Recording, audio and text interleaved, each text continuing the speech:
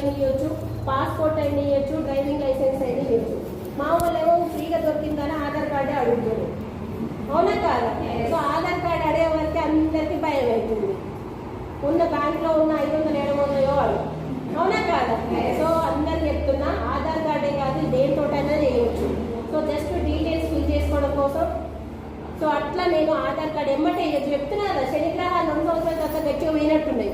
ఎమ్మటే ఫోన్లోనే ఆధార్ కార్డు పంపించి ఐడి తీసుకున్నా. సో ఐడి తీసుకున్న తర్వాత ప్రొడక్ట్స్ తెచ్చుకోవాలి కదా, ఇక నూనె తెచ్చుకుంటే మంచుకుంటుంది అని చెప్పింది కదా. సో నూనె వాడుకోవడానికి తెచ్చుకోవడానికి షాప్కి వెళ్ళిన. సో షాప్కి వెళ్తే ఇప్పటిదాకా శ్రీలత మేడం చెప్పింది కదా, నిజంగా నేను కనెక్ట్ అయ్యి ఆ సిఎన్సీ ప్లాన్కి. ఈ డబ్బులు వస్తాయి ఇవన్నీ అయితే నాకు ఏం తెలియదు. ఫస్ట్ నేను షాప్ కాడుకోగానే మరి ఆ షాప్లో కొనుక్కోలేదు, ఇలా కొనుక్కోమంటున్నా, ఇలా కొనుక్కునే నాకేంది బెనిఫిట్, ఇందులో ఏమి